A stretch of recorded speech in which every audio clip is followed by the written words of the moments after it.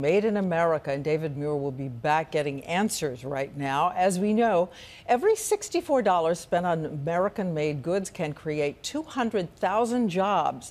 But could a corporate giant take your idea and have it made in China?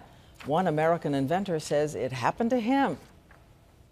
The small town of Cabot, Pennsylvania, proudly flying their American flags. Last year was a great year. Proudly making their American invention. You were determined to make it in America. Yeah, that was my goal from day one. Dan Brown invented the Bionic wrench, what he thought was a genius solution to the problem we've all had, stripped bolts. Pliers and adjustable wrenches can strip the corners, but that won't stop the Bionic. His invention grabs onto the bolt from 6 sides at once. The Bionic wrench engages all 6 flat sides of the bolt with symmetrical pressure. This time last year, this factory was buzzing. And Sears had us stocked in all the stores. Holiday ads were on TV, and Sears was their biggest seller. For only $19.99 at Sears. Dan says Sears was so into his invention, they asked him not to sell it to some of their biggest competitors. Like Home Depot or Lowe's. Yes.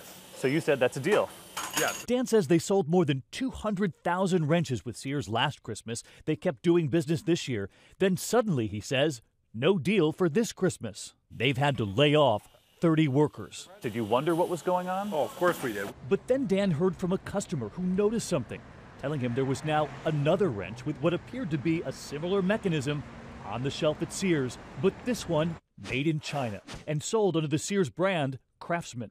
In fact, side by side, listen to the old ad. Because it grips on all 6 sides. Now the one for the new wrench. The 6 locking jaws. Or this part of the pitch. Before, it's 14 wrenches in one.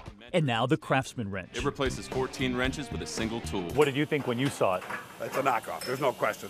If you take them apart and you look at these plates, they're virtually the same. Dan has filed suit, claiming Sears stole his idea. Tonight, Sears arguing not so fast, saying they didn't steal anything.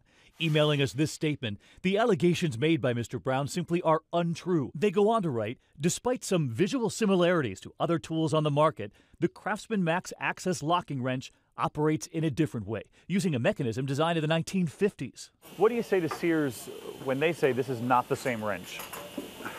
They're lying. That's what I say, they're lying. Dan argues small-town American inventors rarely have the means to fight back. It can cost up to $50,000 just to get that original patent. Don Sweeney on the assembly line, one of the few workers left, watching those 30 co-workers leave. All the jobs are going over to China. That's the way it is. It just tears me apart. I mean, what more can we do? If we do not stop this, I mean, we'll have no jobs left. Our team did go out and buy both wrenches today, both the same price, the before and now the new one here. And while that American inventor argues the tools have the same mechanism, whether it's a ripoff or not will be up to the courts to decide now. That inventor, Diane, arguing American jobs are in the balance, and Sears telling us tonight we have 264,000 workers Sears believes in America.